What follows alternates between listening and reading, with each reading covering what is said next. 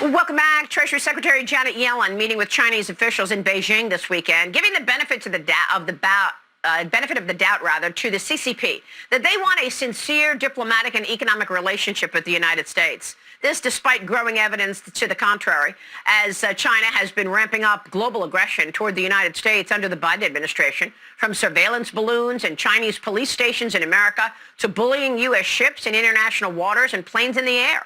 Joining me right now is former House Speaker and Fox News contributor Newt Gingrich and the Gatestone Institute senior fellow Gordon Chang, both accomplished authors as well. Here, their latest books, March to the Majority and The Great U.S.-China Tech War. Gentlemen, great to see you both. I'm so happy to have you. Newt, let me get your take on the field. Who has what it takes in 2024 to deal with communist China? And what do you think this meeting with Janet Yellen tells us? Look, I mean, the Biden administration is either corrupt or lives in a fantasy land. In either case, it's dangerous to the United States. If Yellen actually believes what she's saying, she's in a total fantasy land. And when I watch, for example, the Secretary of State, who'd been paid, I think, over $1 million a year by the University of Pennsylvania with money, which I think came directly from communist China, I'm not particularly reassured. So I think whether it's on a fantasy front or a corruption front, the Biden administration is enormously dangerous to the survival of America and an enormous asset in the creation of a Chinese communist dominant system. I think it's enormously difficult. This is just stunning. What you're saying is stunning. Gordon, how do you see it?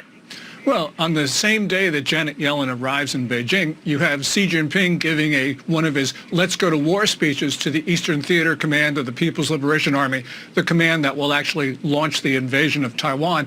And on that same day, which was Thursday, you have China trying to seize Reed Bank from the Philippines in the South China Sea. In other words, trying to pick a fight.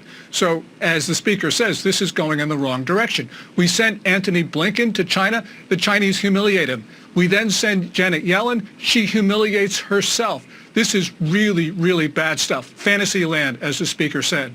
Well, and they've ramped up on Joe Biden's watch, Newt. I mean, and it's incredible to me that these are some of the most serious allegations leveled against a president, all of this influence peddling, and the mainstream media will not discuss it. Although you had a mention of his granddaughter by Maureen Dowd, right? Yeah, look, I think you're beginning to see a break in the system because it's becoming so sickening. It's so obvious. Frankly, the research by the House Republicans is so compelling that I think the whole thing's going to break down. And I think even for a lot of liberals, watching a president of the United States turn their granddaughter into a non-person, literally canceling her in a way that is, I think, horrifying and lets you know how cold and ruthless and calculating the Bidens are, and also tells you how much you can count on them to be honest about Hunter or about money or you name it. This is the most corrupt administration in American history, surrounded by people who live in a fantasy land in terms of how the world works, and the combination, I think, is an enormous danger to the very safety and survival of the United States. Well, there's also another worry about what Xi Jinping is doing now. I mean, the fact that Chinese nationals' apprehensions at the southern border up 1,300%, Gordon. I want to take a break and then come back and talk about this, because I don't know if Xi Jinping is directing these people to come to America to become sabotageurs. We'll see. We've got a lot more with House Speaker Newt Gingrich, former Speaker of the House. Welcome back. We are back with former House Speaker Newt Gingrich and Gatestone Institute senior fellow Gordon Chang. Gordon, I mentioned the number of apprehensions at the southern border of Chinese nationals. Over the last year, it is up 1,300%. Do you think these people are running from the Communist Party, or are they being directed to come and stay in America until further word?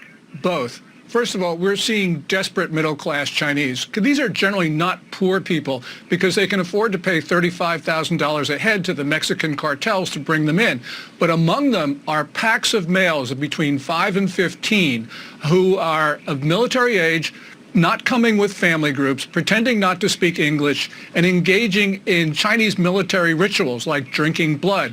A border section patrol chief said that some of them are known to have Chinese military affiliations.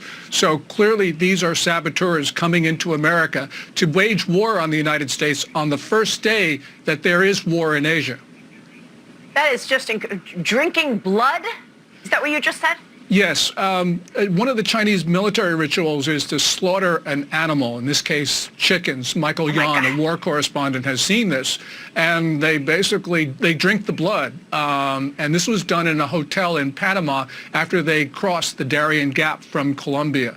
So we know that these are Chinese military coming into our country. Unbelievable. Newt, who in the 2024 field can take on communist China? Trump. I mean, look, Trump's already proven he can take on China.